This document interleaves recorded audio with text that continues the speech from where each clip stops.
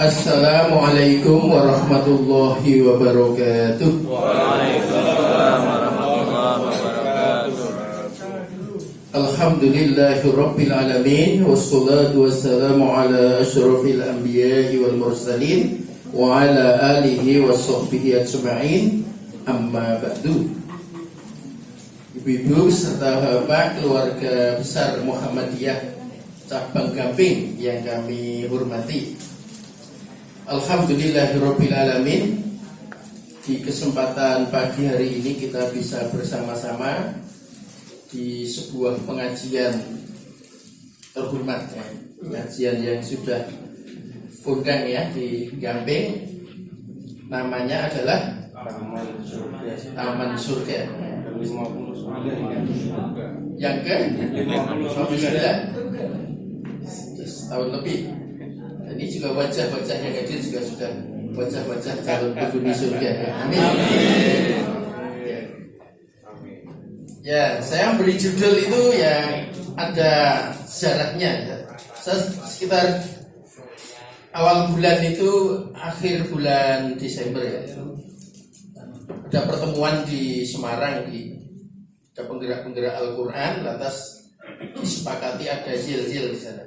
Zil-zilnya itu begini: bersama Al-Quran kita mulia, bersama Al-Quran kita jaya, bersama Al-Quran kita menang, gitu ya. Kita praktekkan ya. Kayak gini-gini boleh ya? Ya, untuk semangat aja.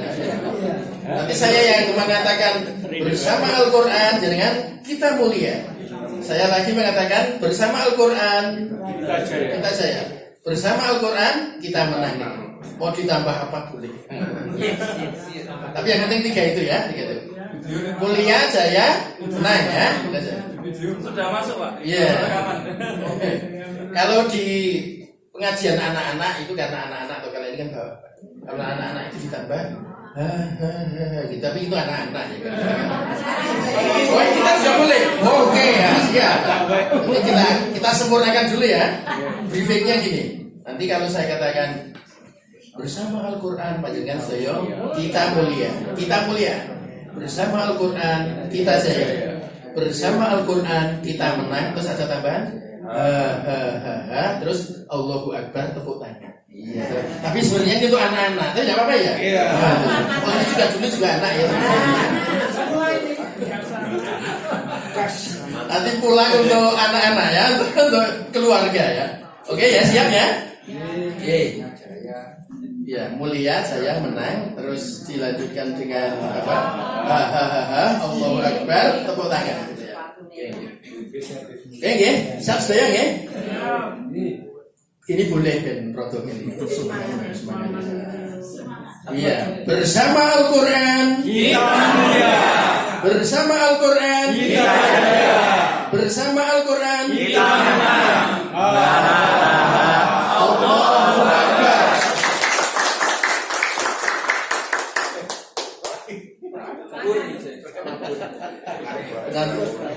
Nanti kalau mau diakhiri diulang lagi.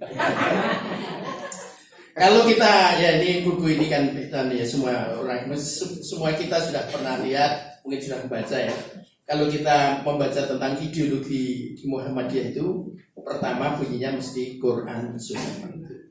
Kita memang harus kembali kepada Al-Quran dan Sunnah itu. Dengan Al-Quran Sunnah itu akhirnya muncul yang namanya ADART ya. ADART kita maksudnya dari Perserikatan Muhammadiyah. Setelah ADART itu baru muncul namanya Muktamar dan Tanwir. Jadi Muktamar dan Tanwir. Dari Muktamar itu akhirnya muncul namanya keputusan resmi. Keputusan resmi kadang-kadang masih disusul lagi dengan kebijakan persyarikatan. Jadi kalau yang ngaji Taman Surga ini masuk kategori yang kelima, kebijakan persyarikatan. Jadi tidak perlu ditanyakan tentang yang atas-atas ya. Jadi orang Muhammadiyah kalau membuat kebijakan persyarikatan mesti dasarnya pertama sudah Al-Quran. Tidak akan bertentangan dengan ADART, tidak akan bertentangan dengan keputusan Muktamar dan Tanwir, tidak akan bertentangan dengan keputusan resmi dan kebijakan.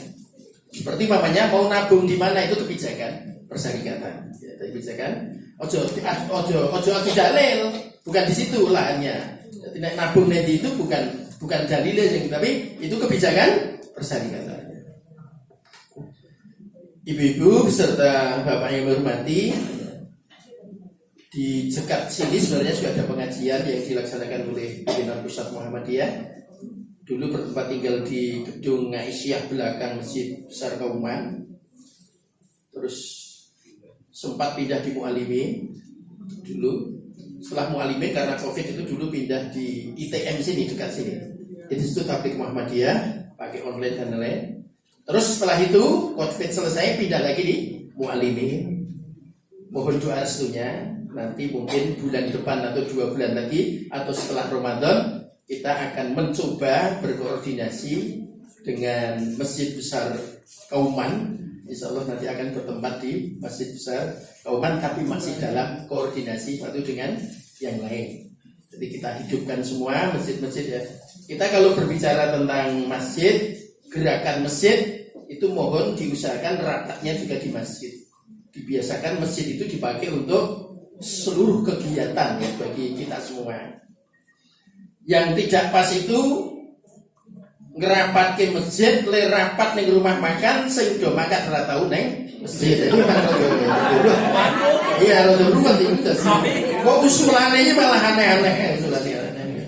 Gus usulane malah ning masjid ki ra penting barang kita. Jadi dibiasakan masjid itu dipakai untuk itu. Nah, kenapa saya memakai judul ini? Yaitu ini oleh-oleh Semarang ya.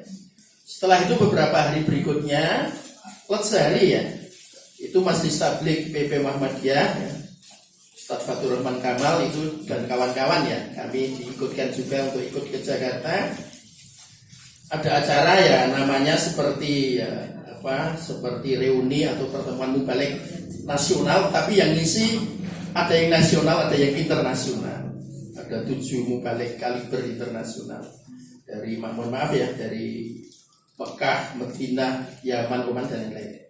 Itu di Jakarta yang memandu Ustaz Haji Hidayat. Jadi ada 2 hari 2 malam di Hotel Hyatt dan Hotel Hyatt dan Hotel Said. Hasilnya oleh-oleh dari Jakarta cukup 2 saja kami sampaikan di sini, bahwa untuk membentuk akhlak manusia, peradaban itu ada 2 yang dipesankan. Jadi ditirukan juga. Tapi ini bukan yel-yel ya, cuma ditirukan saja. Ya, jadi untuk membentuk akhlak itu harus dengan 2 hal. Ini kan kita tahu kalau orang Jogja itu kan ada begini, orang Jogja itu klonwun ya. Klonwun itu bagus. Monggo itu bagus. Sinten niku bagus itu. Bagus itu bagus. Pulau sinten. Pulau itu bagus. Nah, tapi nanti kalau tidak hati-hati ada yang tidak bagus. Yang tidak bagus di sini. Salat boten. Nah, ini tidak bagus. Ya.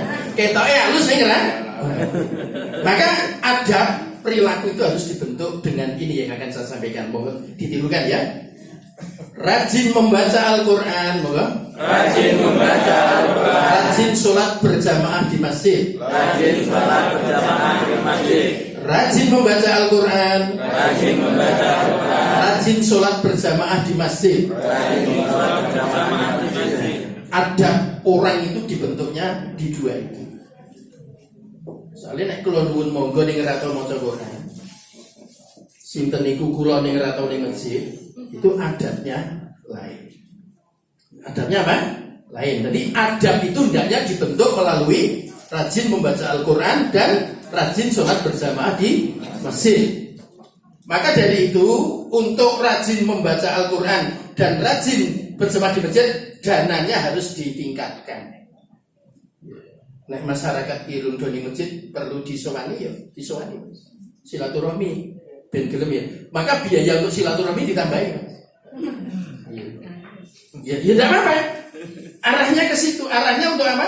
Arahnya ke biar tetangga itu ke masjid gitu. Wah, ini untuk baca Quran belum ada dana untuk beli Quran. Ya dana untuk beli Al-Quran ditingkatkan. Nah, saya kira ibu-ibu sudah melihat atau pernah membaca di YouTube dan lain-lain ya, tentang program Pak Menteri kita, Bapak Profesor Abdul Mukti Pendidikan ya. Ya, dulu ada 2 tahap, sekarang sudah ditulis oleh banyak orang ya. Ditulis oleh banyak orang. Coba, mudah-mudahan hafal ya. Saya sudah hafal karena sudah berkali-kali ya, berkali-kali hafal. 7 falsafah itu, 7 falsafahnya tadi. Tidak apa. Memang kita sedang rajin. Ya, tadi begini tidak apa ya? Bangun pagi, monggo. Bangun pagi. Bangun pagi. Bangun pagi. Ibadah. Ibadah. Olahraga. Olahraga. Membaca. Membaca. Makan makanan bergizi. Makan makanan bergizi. Bermasyarakat. Bermasyarakat. Istirahat cukup. Istirahat cukup. Yang nomor 4 itu ada 2 redaksi. Ada yang membaca, ada yang rajin belajar. Karena arahnya ke anak sekolah. Ya, kan? Itu. Ya, Muhammadiyah sudah memberikan contoh, siap memberi makan, ya kan? Ya, kita jelaskan satu persatu tetapi dengan Al-Quran. Jadi kita mencoba, nanti seandainya Bapak Ibu yang hadir ini ada perbedaan pendapat dengan saya, tidak apa-apa. Kita mencoba menganalisa ataupun membahas kira-kira maksud Pak Menteri itu dari lendi. Nah, kita dukungan di Qurannya. Saya akan mencoba yang pertama. Nanti kalau soal materi saya kirim ya Mas, ini penjelasan dulu. Karena di materi itu judulnya masih di tempat lain, nanti biar diedit sama tim ya. Itu bisa dikirim ke Bapak Ibu. Dalil pertama itu surah Al-Isra atau surah Bani Israel. Ya, sudah tahu Bani Israel, Al-Isra ayat 78. Saya sudah pada. Mohon maaf ya, saya dulu mahasiswa Universitas Muhammadiyah Yogyakarta. Tahun 84 saya masuk, tafsir yang ngajar Pak Muhammad Bugodas.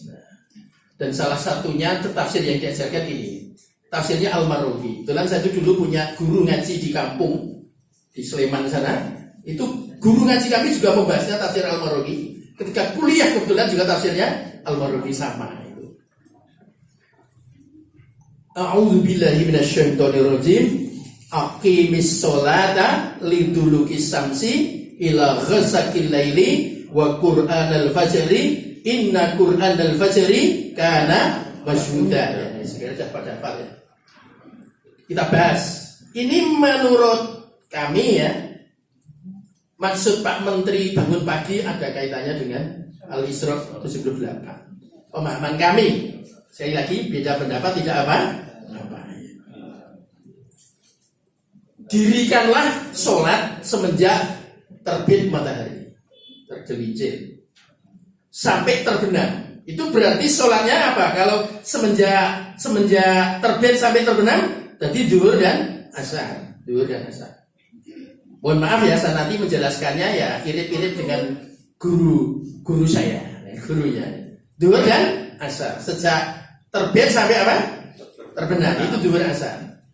Wa Qur'an al-fajri, dan dirikan sholat fajar. Kata-kata sholat fajar di tafsir Al-Marughi adalah sholat subuh. Tafsirnya itu sholat subuh. Di ayat di surat Al-Isra ayat berapa? 78. Nah, inna Qur'an al-fajri kana mashuda. Sesungguhnya sholat subuh itu sholat yang disaksikan. Nah, baru masuk tafsir sekarang. Memang untuk menafsirkan Al-Quran Bapak Ibu kita ini perlu sangat berhati-hati dan saling menghormati pendapat satu dengan yang lain. Dibiasakan kalau berbeda pendapat kembalinya itu membaca dulu. Jangan mengelar nyerang wae. Maca sik lagi ngejar bukan meneh. Kok beda meneh maca meneh. Bar maca wani tanding meneh, tanding diskusi. Aku ya urung cocok meneh, maca meneh itu arahnya. Jadi jangan sampai antri beda siki terus sing bener mesti aku kowe mesti harusnya. Jadi baca dulu kita kita nanti untuk membaca kita bahas sedikit. Masih di setengah 8. Kok jam 8 ya? Sampai jam 8. Masih 30 menit ya? Oke, siap. Santai. Iya, iki wis ana sing entuk WA barang iki. Lah ora ning kono wae nek serambut dan Bali ya oh siap. Nah, saya juga memahami ya Pak Guru, Bu Guru dan lain-lain kita. Di sing arep nyumbang, di sing arep gitu banyak sekali. Ya. Kata-kata disaksikan itu model menjelaskannya nanti begini. Apakah sholat yang lain tidak disaksikan? Jawabnya, sholat yang lain juga disaksikan. Terus apa bedanya dengan sholat subuh? Sholat subuh itu disaksikan oleh para malaikat. Dikejar lagi, apakah sholat yang lain tidak disaksikan oleh malaikat? Jawabnya, disaksikan. Tetapi khusus sholat subuh adalah disaksikan oleh malaikat siang dan malaikat malam. Pertanyaan berikutnya, kenapa? Karena sholat subuh itu tempat pergantian tugas antara malaikat malam dan malaikat siang. Iya, ya. Terus kenapa Allah mengkhususkan sehingga sholat subuh perlu dimunculkan secara khusus?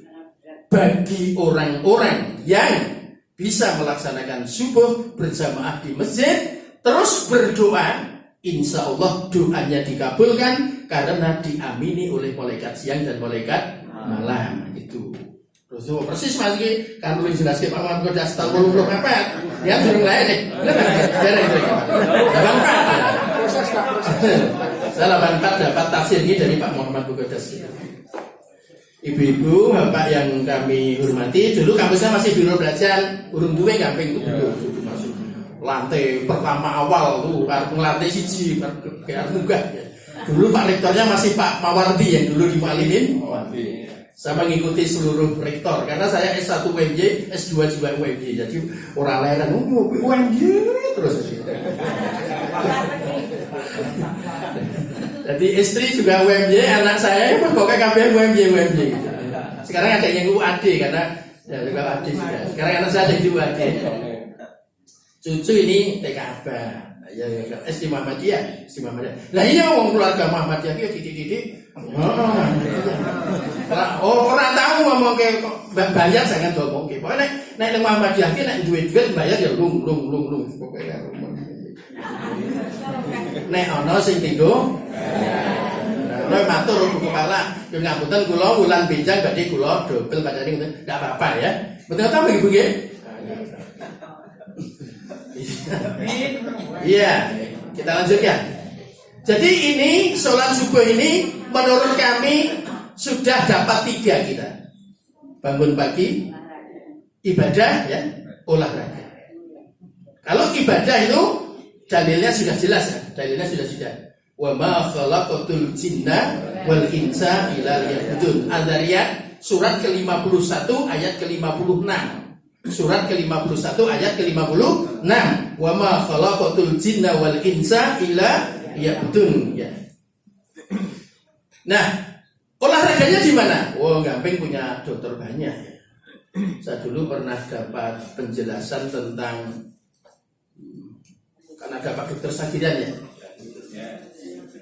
Di Ngagli itu ada tua takmir masjid ya, itu kebetulan seorang dokter gigi. Ketika meresmikan masjid itu mengundang Pak Dokter Sagiran. Pada waktu itu saya yang mendampingi Dan saya ada penjelasan begini. Nah, ini maaf ya, Mubalik Muhammadiyah itu begini. Mubalik Muhammadiyah itu kalau yang alumni pondok pesantren ya memang kita hormat. Insya Allah dia pinter lah karena sudah di pondok pesantren. Tetapi seandainya bukan alumni pondok pesantren itu jangan minder jadi Mubalik Muhammadiyah. Karena kunci menjadi Mubalik di Muhammadiyah itu cukup 2. Kalau Anda ingin tahu tolong ditirukan. KKDK, monggo. KKDK. Kula kono dol kene. Kula kene dol kono. Ojo pati-pati dodol. Nek rung tau kula. Sebab rano sing didol. Ya Anda yang bukan alumni pesantren enggak usah khawatir. Angger sregep neng taman surga mulai pulang selesai. Ya gitu ya. Ya karena kan enggak semua alumni mah udah pesantren ya. Kita iya. Kalau semuanya yang ngajar harus alumni pondok pesantren kan kurang ustadznya mah. Ustadznya kurang. Ya memang yang penting tadarusnya jangan pernah lupa ya. Setiap hari harus tadarus Al-Quran. Ibu-ibu itu kalau pas kondisi biasa ya, biasakan tadarus itu paling tidak ya tiap hari 2 halaman minimal ya, dalam kondisi biasa. Artinya tidak ada masalah, di kantor juga landi-landi saja, di rumah landi-landi saja, itu baca Qurannya 2 halaman. Tapi kalau sedang ada problem, mamanya dimarahin suaminya, mamanya ya, itu tolong bacanya jangan cuma 2 halaman, paling tidak 6 halaman. Nanti kalau suaminya tanya, Dik, kok dengaren? Biasanya 2 halaman kok nganti 6 halaman. Nanti dijawab, sing 4 halaman belum ditungani jenengan beneran nyeneni wae. Kira-kira begitu. Iya, arruju'u ilal Quran wa sunnah. Orang Muhammadiyah ini karena problem melayune Quran gitu. Ya orang Melayu aneh-aneh ya, tapi suaminya rada piye dongani apa ya. Wis suamiku duwite pirang-pirang kok ning ngulungke rada aneh. Wah. Dongani nganggo apa? Nganggo Quran. Termasuk bapak istrine iku wangel banget. Terus dilindungi, disayang-sayang, apa-apa dinaikane kok wangel ae lho. Ya, dilindungani nganggo apa? Quran. Lah problem baca Qurannya sing rada panjang. Nanti kalau istrinya tanya, "Wah, dengarin Mas, bacanya kok agak panjang. Iki sing 2 lembar tak gundangin dengan ben manut nek dikandani." Ngoten nggih? Ya, rada santai sithik ora majune sepanen banget itu. Wong calon-calon penghuni surga itu yang ceria kita. Kita lanjutkan ya, kita lanjutkan. Jadi olahraga. Ini sholat itu kalau berangkat dari rumah sampai ke masjidnya sudah yakin olahraga ya. Yang umurnya 60 sampai 49 ke atas itu olahraganya memang harus apa ya, mulai diatur ya. Olahraganya cak nom, olahraga sampai ya. Saja dan lain ya. Nah, renang saya ada saran dari dokter kemarin. Renang itu boleh tapi kalau umur 50 ke atas harus ada temannya. Ya. Ada temannya, makanya kalau kena nyilem. Iya, cari teman ya. Di rumah sakit PKO PJM Sleman itu kan selalu 8 sekali ya. Sabtu pertama, minggu pertama itu mesti menghadirkan dokter. Yang isi mesti dokter. Minimal pegawai kesehatan ya. PKO ya, khusus, nggak boleh yang lain, harus dari PKO ya, harus ya, wajib ya.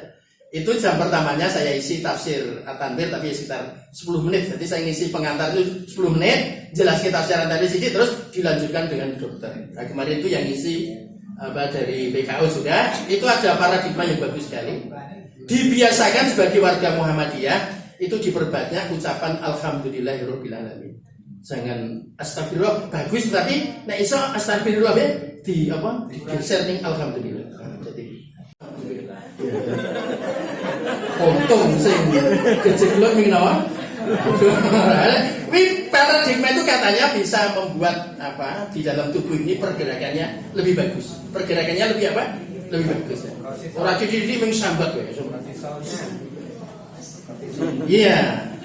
Istri diberi uang berapapun dari suami ya alhamdulillah. Suami itu masih sayang pada diriku pada gitu dan sebagainya. Kemarin saya dapat info kemarin. Jadi dokter katanya juga begitu kalau ada pasien itu diperbanyak bilang apa? Alhamdulillah. Itu faktor positifnya lebih apa? Lebih banyak. Ya itu tinggal ilmu kedokteran seperti itu. Okay. Ada itu pendapat dari dokter itu sholat itu begini ditirukan. Takbiratul ihram, enggak? Takbiratul ihram. Paru-paru dan jantung membaik. Paru-paru dan jantung membaik. Rukuk sujud. Rukuk sujud. Pencernaan. Dan peredaran darah. Semakin lancar. Duduk di antara 2 sujud. Stamina terjaga. Salam. Susunan saraf tertata. Ini kula akan mau begini Mas ora. Saya kan bukan dokter, tidak boleh punya pendapat ya. Pendapat ini saya ambil dari pendapatnya beberapa dokter di PKO Muhammadiyah. Jadi orang yang berangkat sholat subuh di masjid dapat 3 dari falsafah yang dimunculkan oleh Pak Menteri Profesor Abdul Muti. Apa? 1? Bangun pagi, jelas. Subhan masjid bangunnya mesti pagi. Orang no zaman masjid setengah itu orang no ya. bangun pagi. Yang kedua, ibadah jelas. Yang ketiga, olahraga ada ketika perlu ya. Saya kira yang lain-lain tidak kita bahas. Langsung yang keempat namanya membaca. Kita baca bersama-sama surat Iqra ya. Iqra lagi ya. 1-5 nanti tidak kepanjangan. 1-5 dari ta'awudz monggo. A'udzu billahi minasyaitonir rajim. Bismillahirrahmanirrahim. Iqra bismi rabbikal ladzi khalaq. Khalaqal insana min 'alaq. Iqra wa rabbukal akram. Alladzi 'allama bil qalam. 'Allamal insana ma lam ya'lam. Cukup. Ini turun pertama kali di gua. Tapi kenapa jusnya justru di juz 30 ya.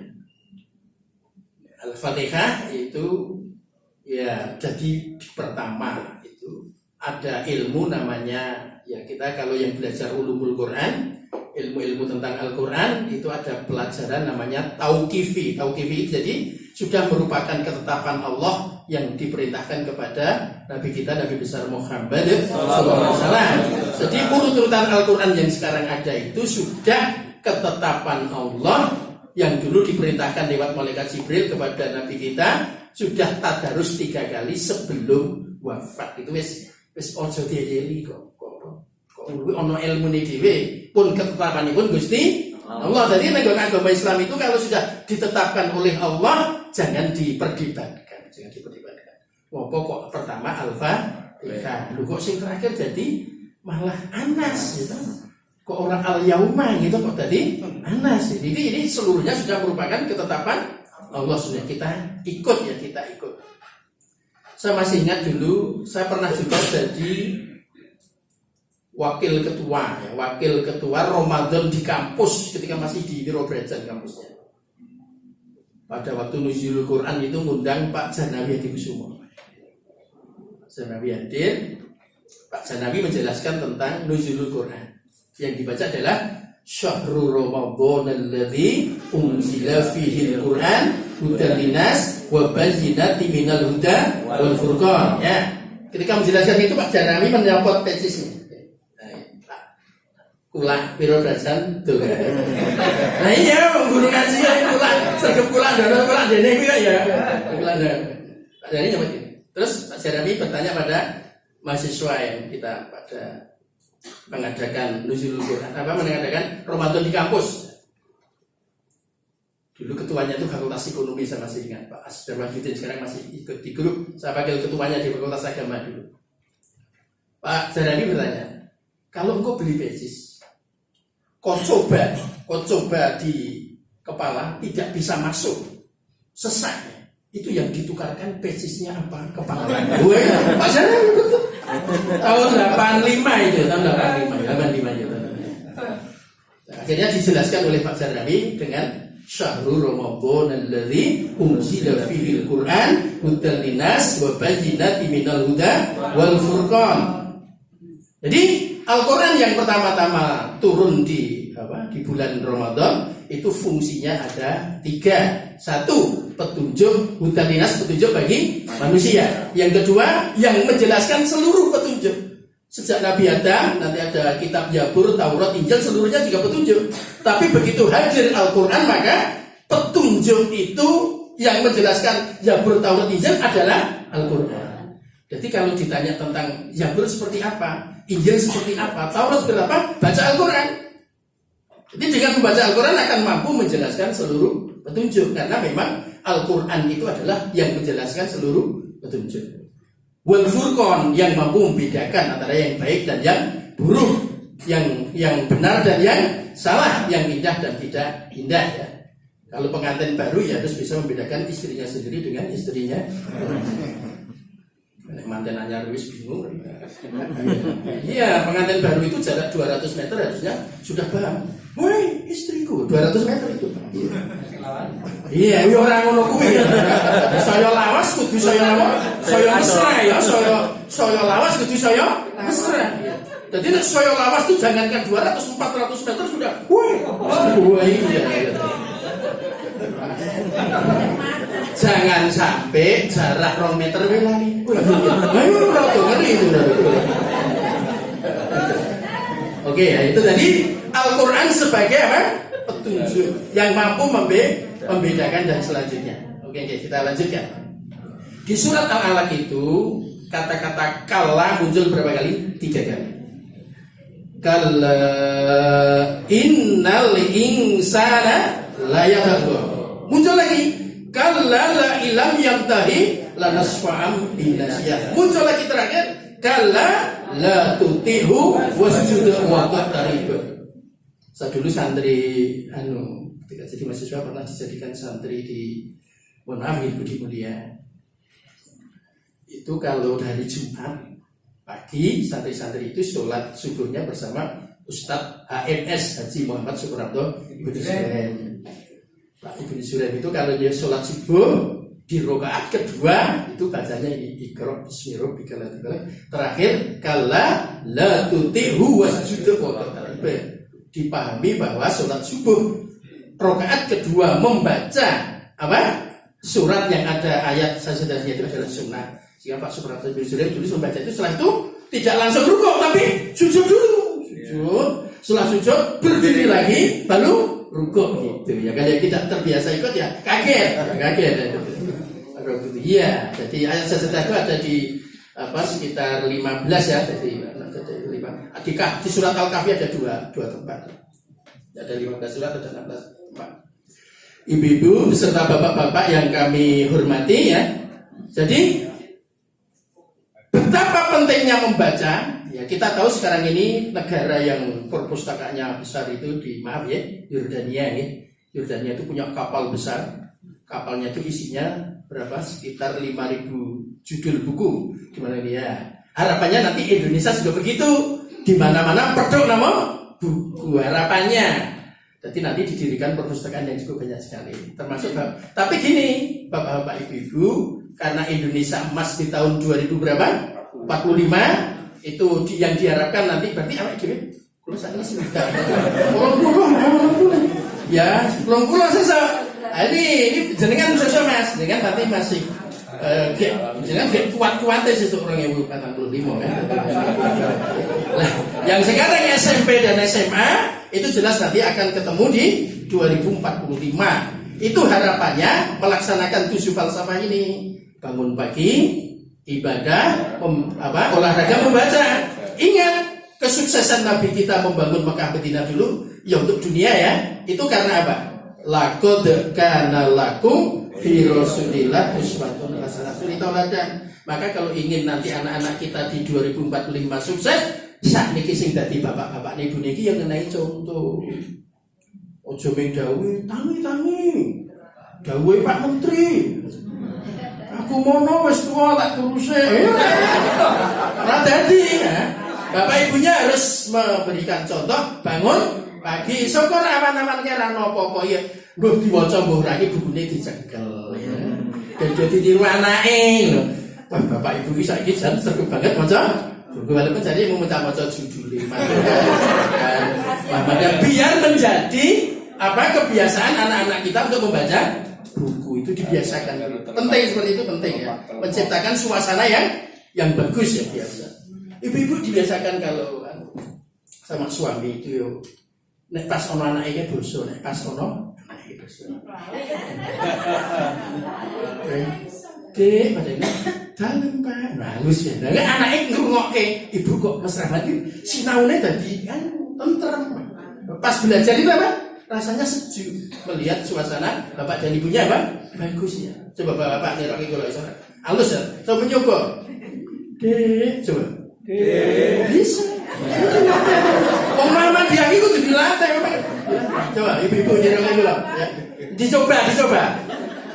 Dalem Pak, coba. Nggak bisa. Iya, itu kalau di rumah ya.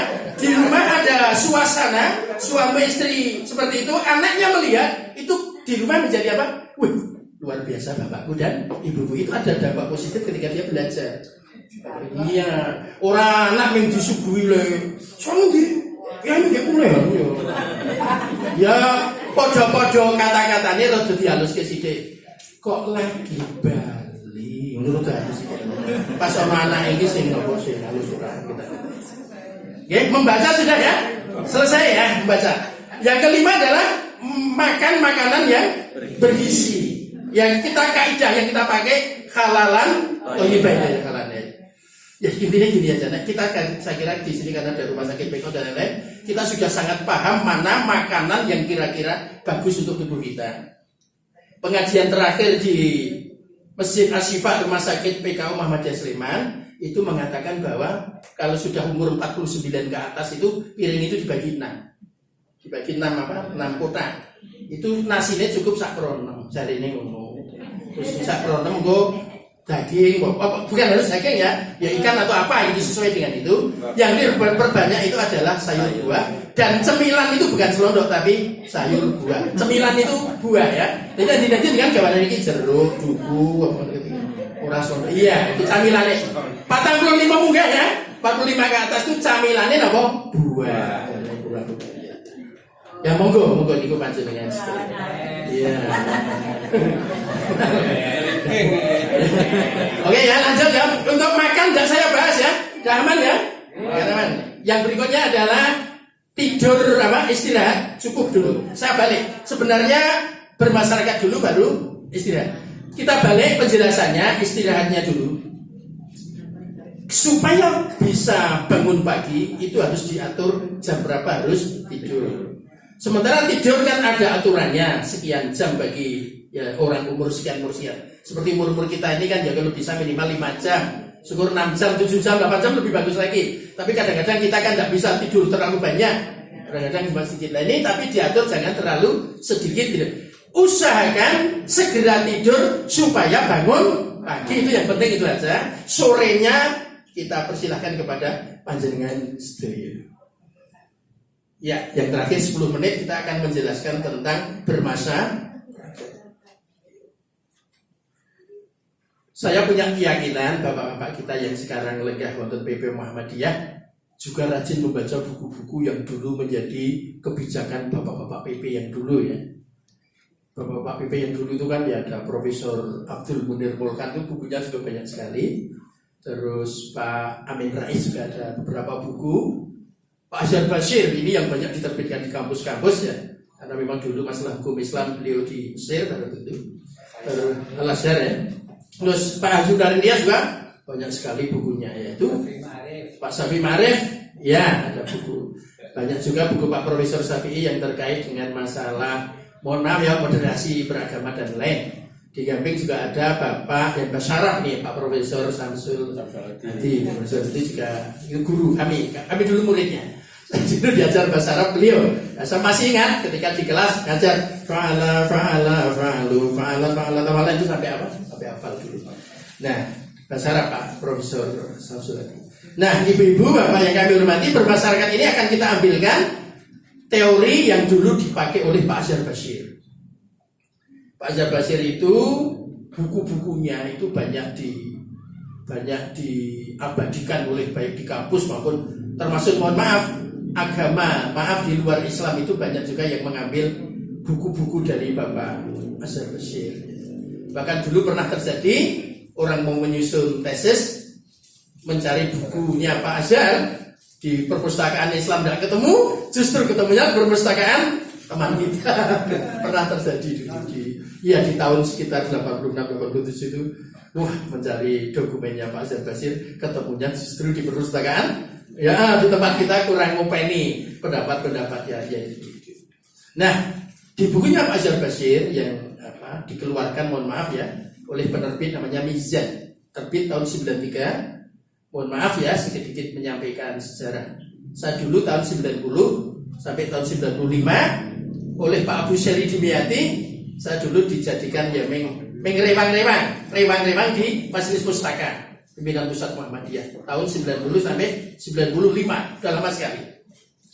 Dikit-dikit kalau ngertos masalah pustakawan, dikit-dikit ngerti ya, pernah dikursuskan dulu tentang pustakawan dan lain-lain. Buku itu kalau dipinjam orang, kira-kira di Dia rajin banget maca, rasa pun balik ke kon ngepek mawon. Nah kira-kira dia rajin apa? Maca. Dia tuku meneh. Diniati golek kan jaran tuh dari pinter. Iya. Buku kalau dipinjam orang, kira-kira sing maca kuwi seneng tenan. Wah, siji bilang tertib, waktuku ya mesake ya, kon ngepek mawon. Iya. Ya orang buku perpustakaan hilang siji ulun golek nganti. Nah kira-kira dibaca orang ben mudah napa? Mudah pinter ya. Jadi memang biar. Maka kalau di Arab Saudi, di Mekah, di Madinah, sebelum masuk masjid banyak yang diminta untuk baca apa? Al-Quran, supaya dia pulang itu punya semangat untuk memberikan kitab suci kepada orang lain supaya dia berakhlak yang bagus. Di bukunya Fajar Basir itu apa kaitannya bermasyarakat? Saya hanya akan sampaikan 2 hal. Dalilnya Ali Imran 112 kalau tidak salah. A'udzubillahi minasyaitonirrajim. Dzuribat 'alaihimul dhillatu aina masukifu ila bihablin minallah wa hablin minan nas. Jadi kita kalau bicara tentang bermasyarakat harus diawali bagaimana cara berhubungan kepada Allah dulu. Berhubungan kepada Allah itu hablum minallah itu ya. Itu kuncinya. Orang itu kalau dikatakan takwa itu mesti beriman gitu. Ciri-ciri orang bertakwa itu mesti berapa? Beriman. Jadi kalau dzalikal kitabul la raiba fihi hudal lil muttaqin terus alladzina yu'minuna bil ghaibi. Jadi tidak mungkin orang bertakwa kok tidak beriman. Orang bertakwa itu mesti beriman. Nah, orang beriman itu dalam konsepnya Pak Azhar Bashir harus beramal soleh. Jadi iman itu beramal soleh. Amal solehnya manusia kepada Tuhannya lain dengan amal solehnya manusia dengan sesama manusia.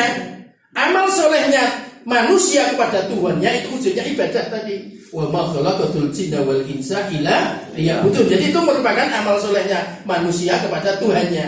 Wujudnya apa? Ibadah. Sadat, sholat, puasa, zakat, haji itu. Iya. Hajinya tak basi ya, minggu guyon ben jenengan ora sepanen. Haji niki sekarang kan ada tambahan ya. Iso mangkat haji nek napa? Istitoah ya. Istitoah iki mampu sing piye ya. Monggo ditira. Iki mek tak guyon-guyon lho. Guyon ning ana unsur pendidikan. Dadi jenengan makin nek ten dalem guyon ro garwane, guyon ro anake ning guyon sing ada unsur apa? Pendidikan. Kayak Kanjeng Nabi kan karo sama Ali dulu, Ali bin Abi Thalib itu kan pas dahar kurma ya guyon ta? Guyon itu guyon ngono kuwi guyon boleh enggak boleh saru ya. Guyon yo ojo saru. Lucu saru itu enggak boleh. Lucu mergo saru itu enggak boleh ya. Enggak boleh. Jangan sok berkata-kata jorok ya. Rofas enggak boleh ya. Ini ada guyon sedikit tentang apa? Tentang haji istitoah itu gini. Dengan irok itu loh. Jadi mampu itu ada 3 mampu itu. Irok itu loh. Monggo. Bayar. Ini sing guyon sing dimaksud istitoah mampu iso munggah kaji iki nek napa bayar. Mampu bayar. Yang kedua, monggo. Mabur. Artinya boleh naik gaji kalau layak terbang. Nek jenengan oleh dokter dinyatakan tidak siap menerima getaran pesawat, Anda dinyatakan tidak mampu, tidak boleh terbang, tidak boleh naik haji. Nunggu nek wis kendel munggah nomor. Iya. Delok nonton gila ya wong Jose ya. Ya latihan ya piye carane ya. Jadi memang mabur. Maka kalau ibu-ibu itu sebelum ibu-ibu yang masih produktif itu sebelum naik gaji, dokter pemeriksaannya khusus. Ono sing kok petenge kan iki. Mulai nggak tetanggi keruget. Habis ruang khusus pemeriksaannya. Maka nanti akan bidan dan lain-lain kumpul dokter kandungan kumpul, dia akan menganalisa kira-kira bayi ini sanggup tidak menerima getaran pesawat. Kalau dokter mengatakan bayi tidak sanggup menerima getaran pesawat, maka dinyatakan dia tidak istitoah, tidak mampu, dia tidak boleh berangkat tahun ini, harus diundur tahun depan setelah lahir.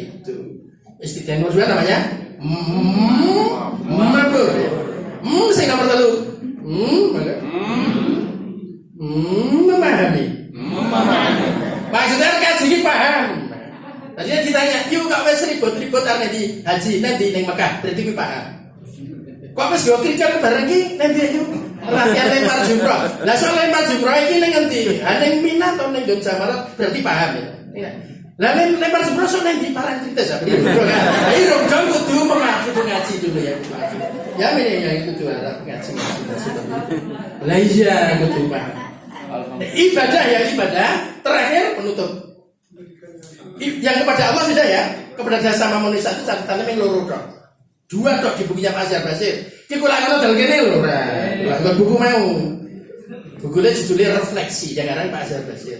Terbit 93, penerbitnya Mizan. Kemarin saya di Jakarta bersama Ustaz Adi Hidayat Panjen yo. Wong Muhammadiyah kudu sregep apa? Maca Adi Hidayat itu sampai iso ngapalke pojokan kiri pojokan kiri karena ya saking sregepe napa? Ya saking sregepe membaca ya. Gini. Amal soleh kepada sesama manusia. Catatannya ada 2. Satu, berikan hak-haknya. Yang kedua, ciptakan rasa nyaman.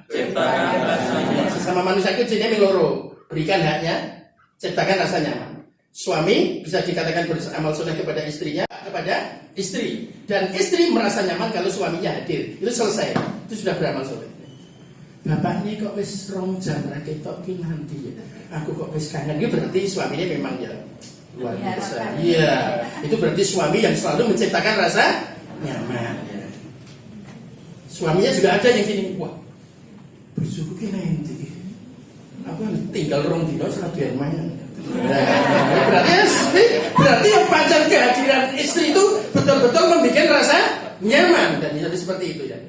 Orang programannya malah pengen kita jujur ya.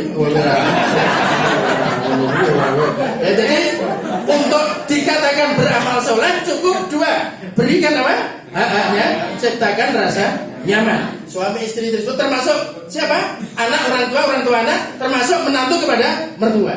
Jadi kalau menantunya hadir kok mertua mengatakan, wah, bagi mantuku sing ngangen itu, jadi memang itu berarti menantu yang selalu memberikan haknya kepada mertua dan selalu apa? Membuat rasa nyaman. Maka dibiasakan menantu itu walaupun suan mertua itu penting, maksudnya tidak bodoh ya. Jadi mungkin ya sekemampuannya suan sama mengaturkan terima kasih kepada mertua itu penting. Bu, saya setuju nyuwun pangapunten, kula sampun panjenengan paringi putra panjenengan. Kula sakniki nek ibadah dados kusuk. Makanya matur nuwun sanget. Ora mertuane terus kae meneh. Ora, ya men paring-paring iki ono ali-ali siji-siji duwe mana.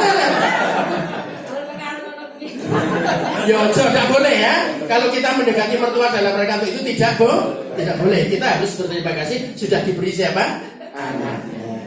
Oleh tadi mertua terima kasih pada menantunya lebih hebat lagi itu. Nuwun yo Mas yo wis ngepek anakku. Luar biasa. Saya kira ini dulu 7 falsafah sudah kami sampaikan. Ada kurang lebihnya mohon maaf. Assalamualaikum warahmatullahi wabarakatuh.